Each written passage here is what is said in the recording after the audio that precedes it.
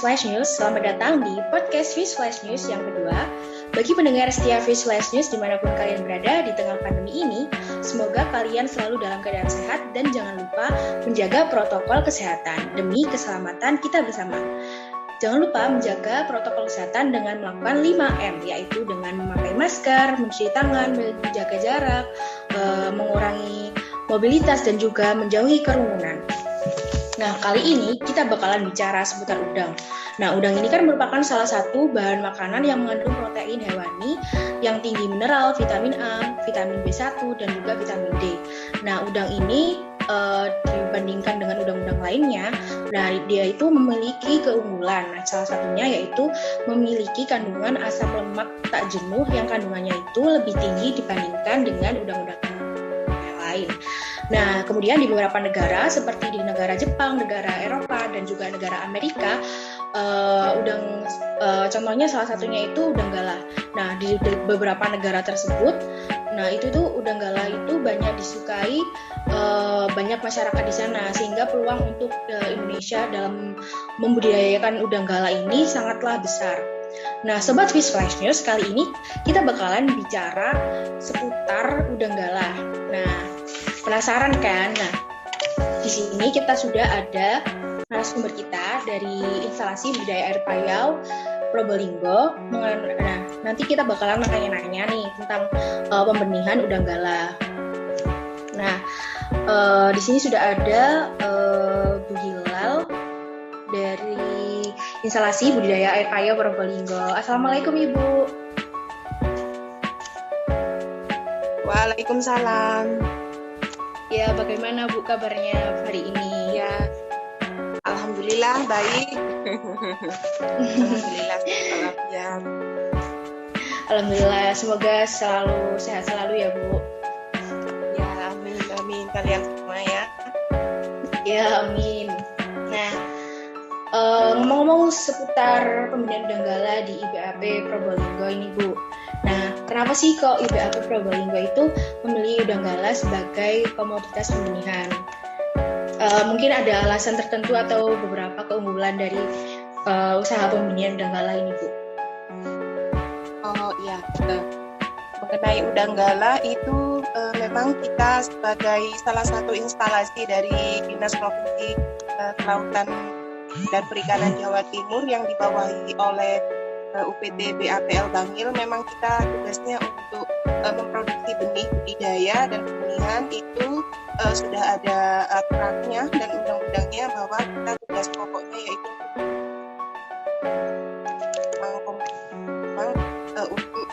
untuk budidaya air payau. Jadi memang komoditas budidaya air payau ya.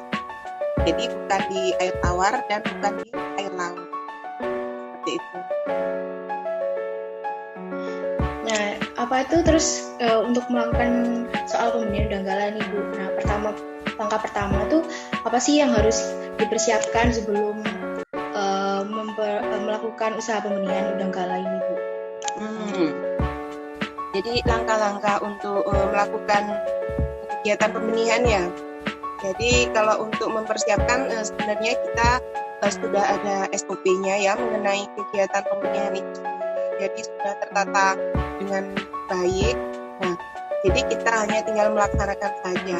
Nah, untuk yang penting kita sebenarnya sebelum melakukan kegiatan itu yaitu mencari dulu sebenarnya mengenai pasar dari benih tersebut, karena memang sering kita bisa membenihkan atau memproduksi benih udang galah tapi kita susah dalam mencari pasarnya gitu. Mungkin dari minat masyarakat juga masih kurang mengenai pembenihan udang galah, makanya mereka belum begitu mengenal apa itu udang galah.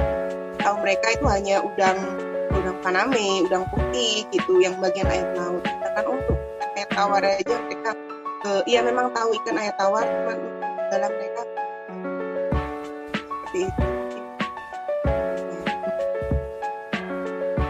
Buat mungkin ini Bu, buat persiapan kolam gitu Bu. Nah, gimana sih caranya melakukan tahap pertama sebelum melakukan pembenihan itu? Contohnya maksudnya untuk proses persiapan kolam itu seperti apa Bu untuk pembenihan udang galah? Mengenai itu kan teknis ya. Jadi kalau persiapan ini pembenihan atau di budidaya? Di pembenihan. Oh, di pembenihan. Jadi memang ada beberapa tahapan dari SOP yang dilakukan. Yang pertama kan memang kayaknya SOP lainnya, jadi ada persiapan wadah. Persiapan wadah itu meliputi pembersihan bangsal. Bangsalnya itu ada bangsal A, ada bangsal B, ada bangsal F. Jadi itu adalah persiapan untuk mulai dari induk. Jadi untuk bangsal A dan bangsal B itu adalah tempat pemeliharaan induk. Kemudian untuk bangsal F itu adalah tempat pemeliharaan benih. Nah, itu tahapannya yaitu pertama melakukan pembersihan lahan ya, pembersihan wadah. Biasanya yang saya kerjakan itu biasanya saya menggunakan desinfektan kaporit. Kadang kalau nggak ada kaporit kita bisa pakai larutan klorin. Biasanya kita pakainya dosisnya itu sekitar 25 ppm. Jadi memang agak keras. Saya sterilkan dulu itu baknya. Jadi saya siram dengan larutan tersebut. Kemudian saya diamkan minimal 24 jam. Selanjutnya saya lakukan pembilasan, dibilas sampai bersih karena untuk menghilangkan sisa-sisa dari bahan-bahan kimia. Kemudian selanjutnya yaitu ada proses pengisian air media. Kemudian ada proses pengisian air media. Biasanya saya isi air media tersebut sesuai dengan volume masing-masing bak karena setiap bak berbeda. Selanjutnya lagi yaitu proses kegiatan penebaran. Penebaran ini kan ada dua, ada penebaran induk, ada penebaran larva. Kalau memang untuk penebaran larva kita tebarnya F. Nah itu kita tebar dengan kepadatan tertentu. Biasanya saya juga menebar kepadatannya setelah saya hitung sampling itu sekitar 60 sampai 100 ekor per hektar. Ada sampai dengan penebaran larva, kemudian juga ada manajemen pakan. Manajemen pakan itu ada dua, jadi ada pakan alami. Dan kalau untuk pakan alami sendiri itu adalah berupa artemia, jadi pakannya pakan hidup.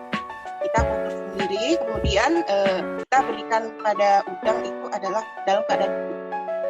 Untuk pemberian pakan yang pakan buatan yaitu berupa pertama ada pakan egg, pakan dari komposisinya telur sama susu sama terigu. Kadang kita juga pemberian vitamin C bisa juga diberikan seperti Scott Emulsion yaitu pengkayaan, jadi ada di dalam komposisi. Kita juga memberikan flek itu kita dapatkan dari pabrik, jadi itu adalah barang impor dari luar negeri. Jadi untuk komposisinya sendiri saya kurang tahu karena itu adalah kemasan yang pesannya jadi tapi saya melihat bahwa itu dari baunya kita bisa lihat bahwa itu adalah kandungan protein tinggi karena seperti ada bau daging, bau hati dan bau darah. Jadi baunya memang tinggi, tapi itu memang pakan udang seperti itu yang biasa dibuat untuk pakan udang Paname juga dan pakan udang galang. Selanjutnya yaitu pengelolaan kualitas air ya. Kalau kualitas air kita biasanya melakukan penyiponan. Penyiponan itu biasanya kita lakukan setelah umur larva itu mencapai sekitar 14 hari sampai 15 harian. Kita bisa melakukan penyiponan secara rutin selama 1 minggu 2 kali. Itu. Jadi 1 minggu bertahap. Kalau pertama kali penebaran kita biasanya hanya melakukan penambahan air. Jadi air kita tambahkan sebanyak 10-20%. Nanti kalau sudah mencapai umur 1-2 minggu yaitu 14 sampai 15 hari kita lakukan. Kemudian di atas umur 21 hari sekitar umur 22, 23, 24, 25. Jadi kegunaan dari seleksi ini sendiri itu memisahkan antara udang yang masih larva dan udang yang sudah juvenil.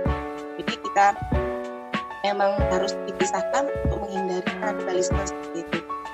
Kanibalisme udang itu sudah sering terjadi, jadi jangan sampai itu berlarut-larut. Makanya ketika kita melihat bahwa dalam satu air media atau peliharaan itu ada yang juvenil, maka kita harus cepat-cepat memberikan shelter. Jadi shelter itu adalah tempat untuk udang tumbuh. bersembunyi. Jadi udang itu memiliki teritorial sendiri ya. Jadi biar dia nggak memangsa temannya. Jadi kita berikan shelter. Jadi shelter yang kita gunakan pada bangsal yaitu berupa jaring, waring. Kadang juga kita berikan berupa daun kelapa yang memiliki ruas-ruas atau jari-jari yang banyak. Jadi itu adalah tempat tinggal yang cocok dalam menghindari kerusakan. Selanjutnya kalau untuk penyakit sih beberapa kali terjadi, tapi jika kita tangani dengan pencegahan biasanya nggak pernah kok, aman-aman saja, cuman hanya beberapa kali yang. Kemudian selanjutnya pemanenan itu kita melakukan setelahnya udang gala itu mencapai tingkat juvenil banyak 80% kita lakukan pemanenan itu. Kita biasanya bisa di dalam Jawa Timur. Kita kadang ada permintaan untuk itu dan waktu lebih tinggi resikonya karena jarak yang jauh, jadi mempengaruhi proses udang lama di dalam plastik packing. Jadi kita efeknya ada di situ. Jadi ibarat itu operasional bisa kita layani yang di dalam itu. Mungkin ada lagi. Nah, iya.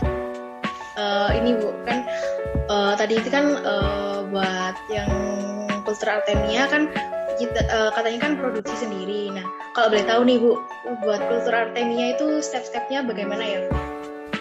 Oh iya. Untuk kultur Artemia sendiri kita biasanya menggunakan Artemia kan banyak mereknya. Nah, itu kita biasanya menggunakan yang merek Golden Dream. Jadi itu dia memiliki daya tetas lebih dari 85%. Nah, kita itu lakukan dekapsulasi. Artinya dekapsulasi adalah penipisan cangkang. Jadi dengan satu rangkaian kegiatan seperti mengaduk, merendam terlebih dahulu Artemia, kita rendam di dalam air tawar selama 1 jam. Kemudian kita berikan larutan klorin. Biasanya kita dalam satu kaleng itu kita gunakan 1,5 liter larutan klorin. Nah, tapi kita berikannya bertahap. Nah, kita aduk itu Artemia tersebut kita aduk sampai terasa hangat, baru kita tambahkan air. Kita buang lagi airnya, kita saring, habis itu kita tambahkan lagi klorinnya, terus seperti itu sampai 3 kali biasanya. Baru kita mendapatkan Artemia yang berwarna orange. Jadi kalau Artemia yang belum dikultur itu berwarna coklat, nanti ketika setelah kita lakukan dekapsulasi, Artemia tersebut berwarna oranye. Jadi biasanya kalau misalnya awal Artemia itu berbentuk bulat, nanti jika sudah diaduk, sudah didekapsulasi itu biasanya bentuk dari Artemia tersebut sudah berubah menjadi lonjong karena proses penipisan cangkang tersebut. Baru nanti kita lakukan kultur. Jadi kulturnya bisa menetas kita kultur selama minimal 24 jam. Karena biasanya kalau kurang dari 1 hari kayak 12 jam saja itu biasanya kurang. Jadi menetasnya cuma hanya 10%-nya saja. Tapi kalau 24 jam itu menetasnya sudah bisa mencapai 75% dari kita kultur seperti itu.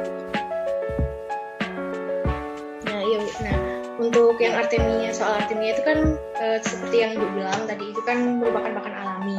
Nah, saya mau nanya Bu, untuk perbedaan jenis pakan antara yang indukan, larva sama juvenil itu biasanya dikasih pakan apa Bu kalau misal di instalasi budidaya air payau Probolinggo ini Bu?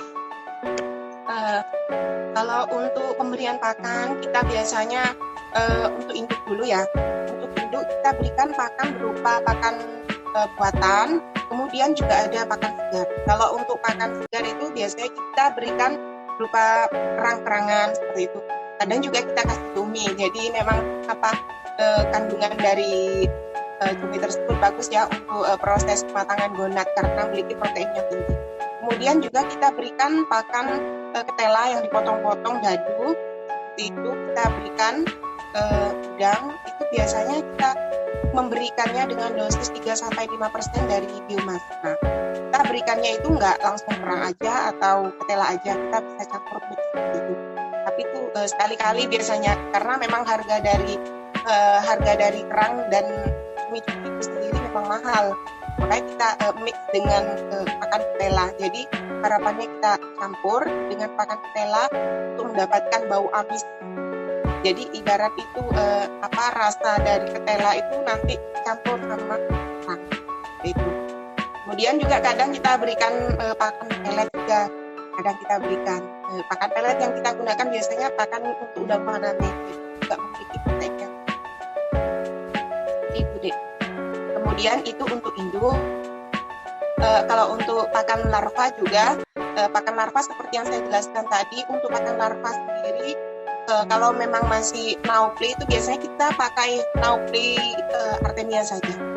Jadi artemia itu biasanya selama 1-3 hari, 1-2 hari, kemudian dilanjutkan dengan pemberian cake. Jadi pemberian cake itu sendiri, saya jelaskan tadi kandungannya yaitu ada telur, ada susu, ada terigu juga, kemudian ada vitamin juga, ada kadang juga kita tambahkan dengan pemberian spot emulsion, madu, sama vitamin, dan kita juga tambahkan extra dose.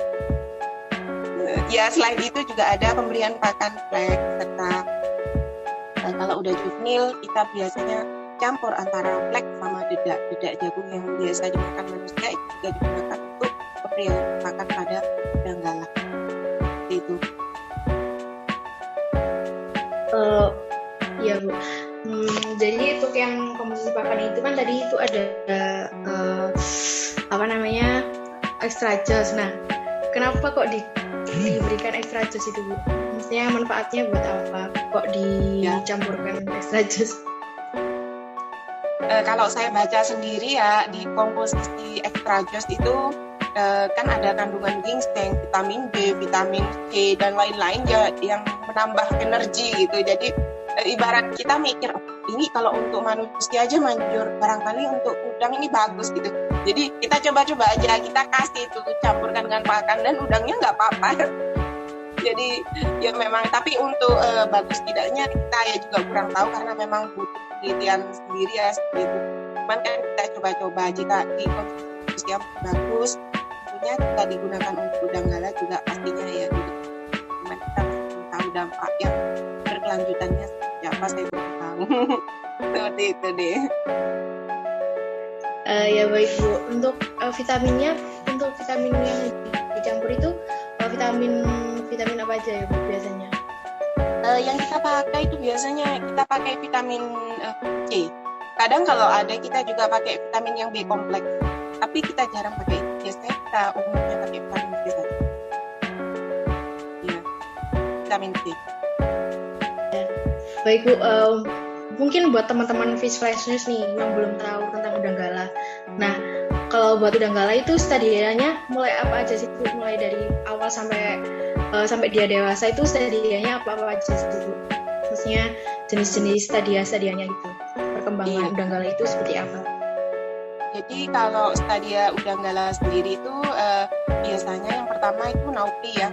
Naupli itu adalah udang yang baru menetas, jadi dia bentuknya masih seperti nauplius lainnya, jadi masih bersifat planktonis. Dia masih mengejar cahaya dan dia masih melayang-layang gitu. Kemudian tahap selanjutnya yaitu ada post larva.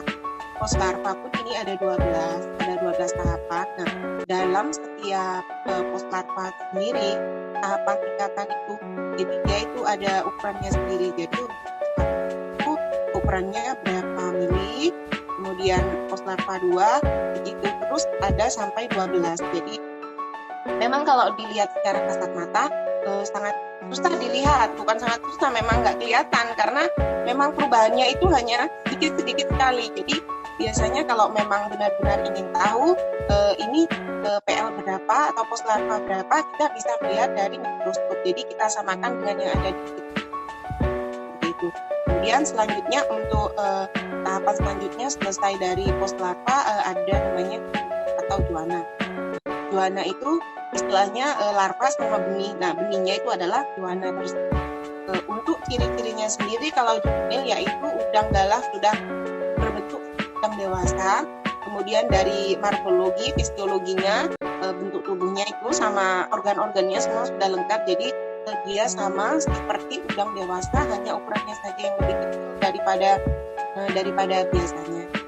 Nah, sedangkan yang untuk larva itu dia kan jalannya masih mundur. Nah, karena apa? Kenapa kok udangnya masih mundur? Dan itu disebut larva karena memang bentuk kaki, bentuk tubuh, morfologi, fisiologi semuanya belum sempurna. Makanya dia juga jalan aja dia udah nggak bisa seperti udang biasa. Artinya dia masih jalan mundur karena kakinya belum lengkap. Gitu. Kemudian tahapnya yaitu selanjutnya itu juana. Juana seperti kata saya tadi itu adalah juvenil yang bentuk tubuhnya sudah sempurna. Makanya dia hanya ukurannya lebih kecil saja. Selanjutnya ada juga tokolan 1, 2, sampai 3. Jadi biasanya kita panen itu sudah mencapai tokolan 1. Selebihnya itu kita biasanya kadang kita tebar di sebagai kegiatan budidaya. Kalau nggak laku kita biasanya tebar di taman. Jadi kurang optimal kalau untuk melakukan budidaya di dalam bak. Ini menurut saya ya, karena beberapa kali kalau misalnya kita standon di dalam bangsal untuk dalam jangka waktu yang lama untuk benih, jika nggak laku gitu kita simpan di dalam bangsal biasanya untuk mencapai ke tokolan 3 aja udah lama. Tapi kalau kita letakkan di lokasi budidaya, mungkin karena tempatnya lebih luas ya, jadi seperti di alam juga, jadi dia itu hanya dalam waktu 2 minggu saja udah kelihatan sekali perubahannya secara signifikan gitu. Semuanya udah kelihatan banget berbeda. Jadi optimal budidaya kalau udah waktunya panen. Itu deh tahapan-tahapan dari budidaya dari budidaya. Nah, untuk apa ini namanya di IBAP Probolinggo ini apakah ada sertifikasi tertentu untuk pembenihannya? Untuk sertifikasi memang kita ada ya. Jadi namanya kan ya.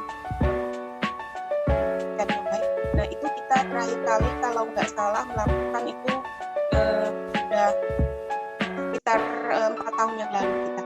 Jadi predikat kita itu adalah B.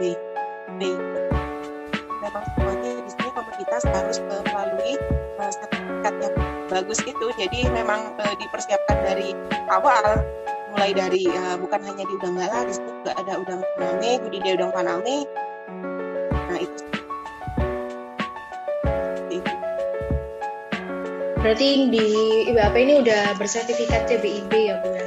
Iya betul, karena memang itu adalah tuntutan dari Dinas Kelautan Provinsi Jawa Timur ya. Nah memang kalau setiap instansi pemerintah memang harus memiliki sertifikat tersebut. Jadi untuk mengajarkan pada masyarakat bahwa pentingnya untuk untuk melakukan kegiatan budidaya dan pembenihan itu harus melalui CBIB. Jadi CBIB itu memang harus memiliki sertifikat tersebut. Memang udah aturan dari apanya kita setiap 4 tahun 5 tahun itu kita perbarui. Ya, terus mungkin dari Ibu nih ada nggak tips-tips tertentu supaya udang galah yang kita piara itu nggak mudah sakit dan memiliki pertumbuhan yang cepat? Tips untuk budidaya biar sehat ya? Iya. Gitu kan? Iya, mulai kan dari pembenihan kan dari ada stadia yang awal sampai juvenil gitu Bu. Iya. Biar pertumbuhannya itu cepat gitu. Ya, kalau saran dari saya, kalau mau melakukan kegiatan pembenihan udang galah itu dalam melakukan kegiatan pembenihannya itu memang kita harus benar-benar memperhatikan kualitas. Karena apa? Kualitas air itu menentukan kenyamanan atau kelangsungan hidup udang tersebut. Jadi jangan lupa lah kita kalaupun nggak sempat nyipon, kita harus mengganti air. Setidaknya ya 10-20% itu harus dilakukan. Karena jika air itu jenuh, maka udang juga merasa tidak nyaman. Seperti itu sama kayak kita, kalau misalnya keadaan lingkungan kurang mendukung, maka itu dampaknya juga kurang baik untuk udang sendiri. Kemudian selain pergantian air, kita juga harus memberikan seperti probiotik itu kegunaannya untuk memberikan bakteri baik dalam lingkungan ya, biasanya kita yang diberikan untuk probiotik yang efektif di dalam lingkungan. Jadi kadang juga kita berikan probiotik yang efektif untuk usus, juga kita berikan untuk yang. Selain itu juga kita harus menjaga pakan. Jadi pakan janganlah sampai kurang. Untuk menghindari kanibalisme serta untuk menghindari itu namanya udang itu tidak seragam atau ganti. Jadi memang pemberian pakan memang sangat penting, mulai dari dosis serta frekuensi pemberian pakannya memang harus teratur ya sesuai dengan SOP yang berlaku. Seperti itu menurut saya.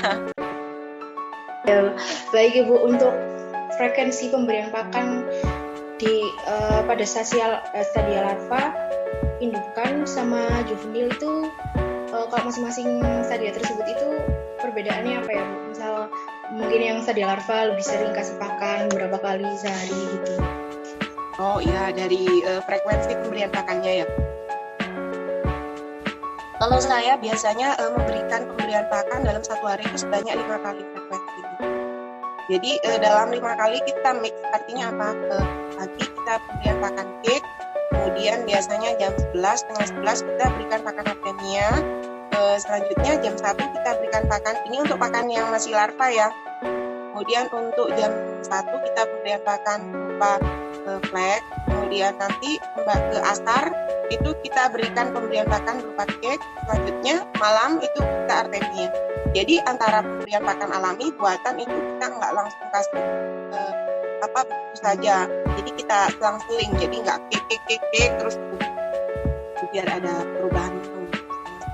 Ya, jadi bosen takutnya artemia terus atau bosen cake terus, makanya kita buat rollingan dalam satu hari ya itu dalam 3 macam. Nanti jika udang sudah menjadi juvenil, biasanya kita kasih pakannya itu kalau untuk juvenil awal kita biasanya pemberian pakan itu hanya flek saja.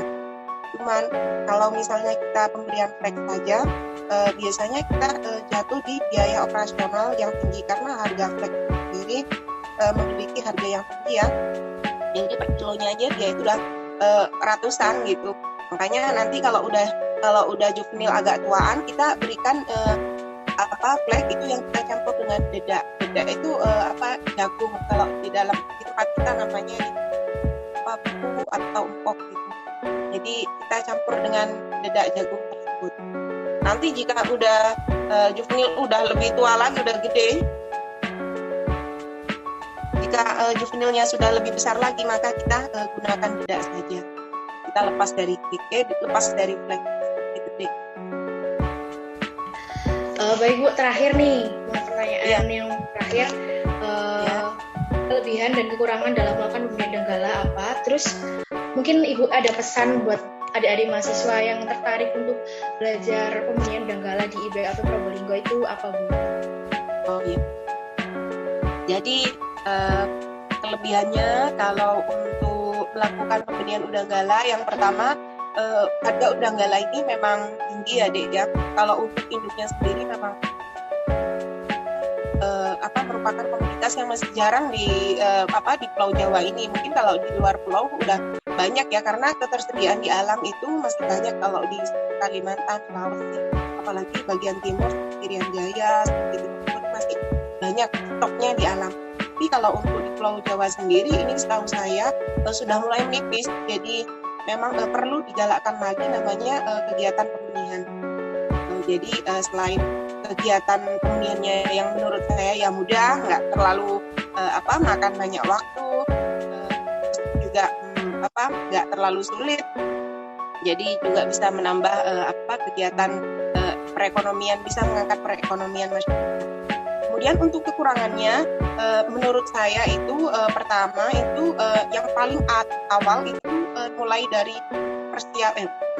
mulai dari pembelian. Pembeli itu memang kita sangat susah mendapatkan pembeli karena memang minat masyarakat itu sendiri sangat kurang. Mungkin karena harga juvenil udang kita kan jualnya juvenil, jadi bukan untuk yang budidaya. Kita jualnya bentuknya masih benih, jadi untuk harga benih itu sendiri masih rendah. Jadi jika kita kuruskan dengan biaya operasional itu biasanya minus, terlalu banyak biaya pengeluaran. Nah, tapi kita bisa mengakali jika SR atau tingkat kelangsungan hidup udang survival rate-nya itu bisa tinggi, kita bisa menutupi yang namanya cost yang terlalu berlebih gitu.